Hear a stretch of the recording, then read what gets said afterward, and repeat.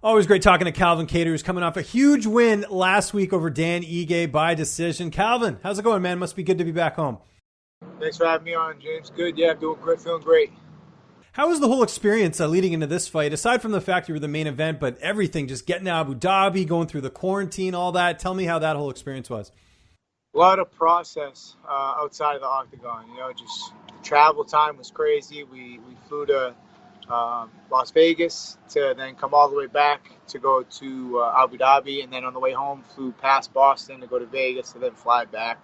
But and then traveling with a group of like 100, 150 fighters and staff, and whether you were first in line or last, it was a lot of just hurry up and waiting. But now being on the back end, taking away the positives, we were able to obviously Fight Island was amazing, and then we hit the jet skiing while out there, the F1 racing, things like that, really cool. The testing was top notch as far as safety for all the fighters and things like that. So, pretty unforgettable experience considering what a normal fight week is like to, main eventing on a Fight Island.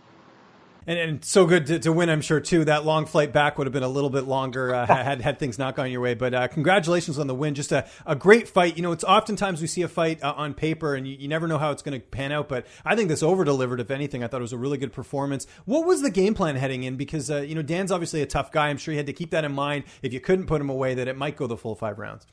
Yeah, we definitely prepared. If it did have to go 5 rounds, I'd like to finish. But, just... he's a durable kid, and 5 rounds is what we got, but we were able to get the job done. It felt like after the first 2 rounds, I think we went 1-1, and then from there, he did a little damage on the nose from the last one and tightened back up. He didn't do really much from there to impact the nose or anything like that, and I felt like I was just edging him out every round from there forward, but you never know leaving it in the hands of the judges. Was there anything about Dan that surprised you in the fight? Just he's very, very durable, man. Tough kid. No, we kind of knew what we were expecting, and it was similar to that. But yeah, he's just a tough kid. He brought a good fight. He didn't.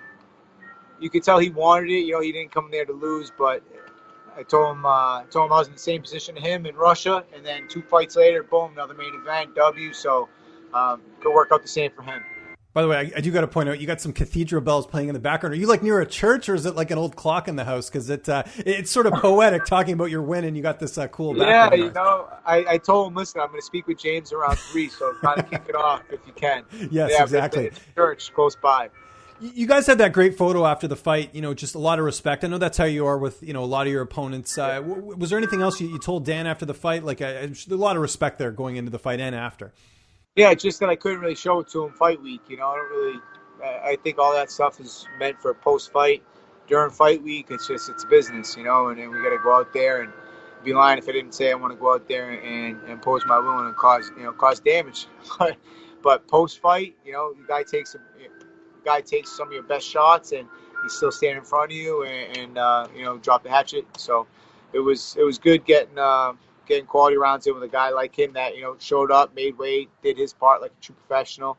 And how you not have respect for a guy like that post-fight. And one thing I found out after the fight, I saw Tyson actually mention this on Twitter, that you guys actually adapted your sleep schedule. So I think you were sleeping from about 7 till 3 in the morning. How much of a benefit was that just to be, because you guys fought in the morning over there? Yeah. I like the way we set it up.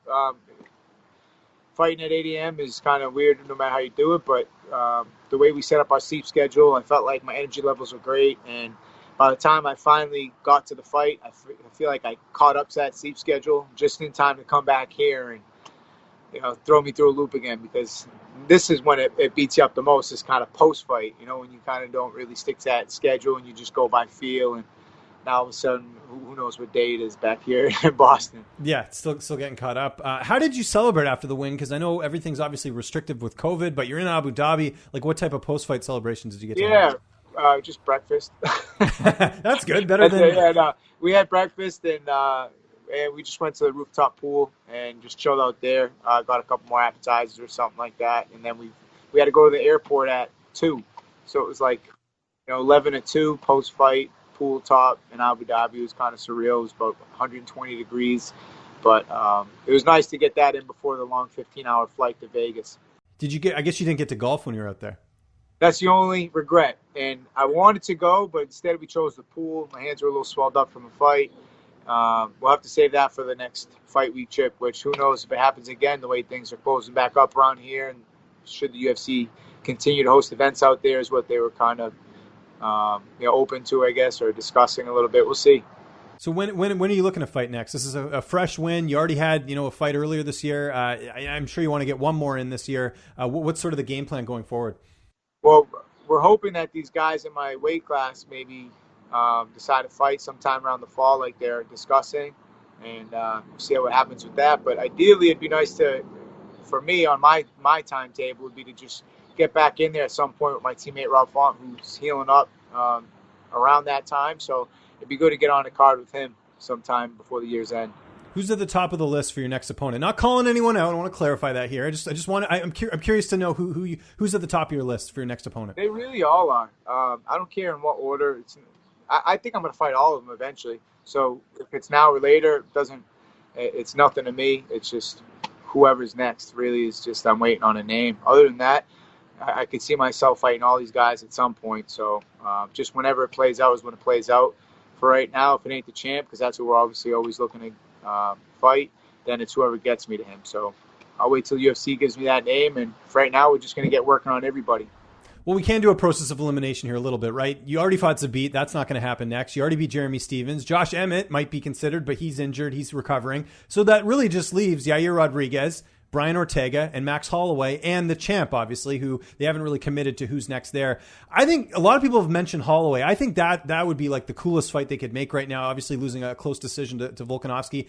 Has that gone through your head yet that you might be able to fight him next just because he's probably going to want to get another shot at the title? Yeah, that'd be great. I know he's a tough fighter. Another one that these guys all don't want to compete against. Like I said, I'll fight any of them. I don't have a preference, so whatever they sound me up with, I'm cool with. But it's I just want to stay active, and I feel like that's not becoming the normal thing to do these days. It's almost sit back, let these guys kind of all compete, knock each other out and sit back. It's like, I don't know. I don't think that mentality pays dividends in the long run. And for me, like I said, whoever wants to be busy and stay busy, good things happen. That's why Dan Ige and me, we got that main event opportunities, because we're willing to go out there and compete. So that's what you got to do in order to get more big moment opportunities. And whoever they set me up with next, I'll be ready. And because of that, do you just stay ready just in case something comes up, or are you going to actually take some time off? Because that was obviously a 5-round fight. You need to probably let the body heal a little bit. Yeah, but I swear if I'm not moving, then my mind's going nuts. I'm the same way. I go crazy. Yeah. So I'm just trying to stay busy and just do what I can do, which is probably a lot of non-contact things for now, but still keeps me active all the same. And then just be prepared for anything, an opportunity that presents itself. So if it's sweet enough, then maybe I get a tough time saying no. So okay, if you were to fight Holloway, just stylistically, how do you look at that fight from a style perspective between the two of you? I mean, he's a high volume guy. Stand up pretty much all 5 rounds with the champ. So I think you're probably looking at a 5-round stand up war. Yeah. No, I definitely agree with that. How did you score that fight? Did you watch that fight with Holloway and Volkanovski? And if so, how did you score it?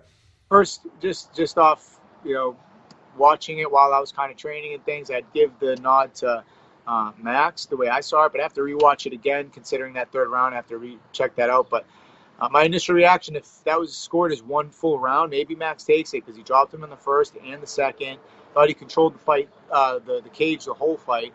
So, if it was scored 1 full round, I think maybe you give it to Max. But either way, for the champ to come back after definitely going down 2 rounds to win the next 3, even if the 3rd was that close, you got to give credit to, for him to come out and show that type of championship caliber performance. What's the rest of this weekend to look like? You taking it easy, going out? What's sort of the plan? I mean, I know stuff's on lockdown, but what's the plan for downtime, so to speak?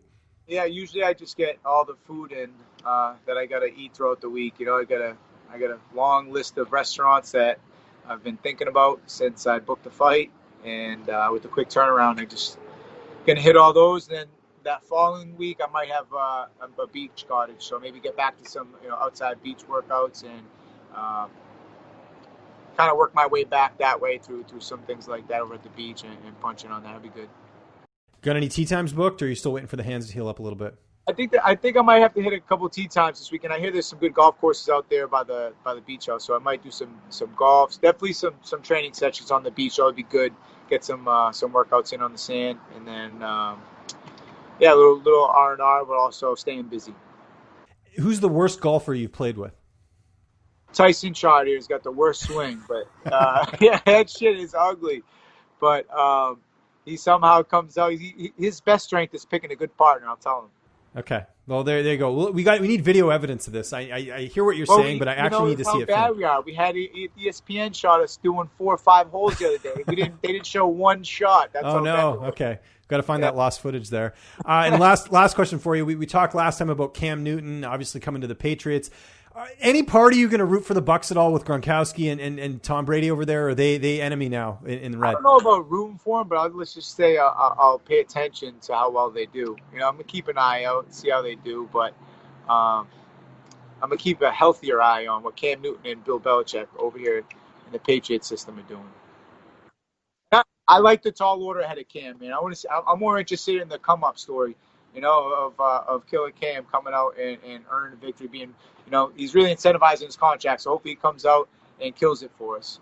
And you certainly killed it last week, Calvin. Congratulations again on the big win. Definitely have to catch up soon when your next fight's booked. But in the meantime, if you got anyone you want to thank, any sponsors, any social media, the floor is yours.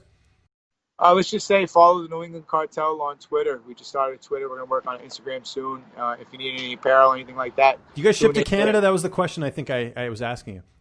I mean, if we don't, then we're going to have to make an exception. I'm going to talk to some people. We'll get that worked on. Yeah, we ship to Canada. We ship everywhere, all over the world. I'll make it happen now.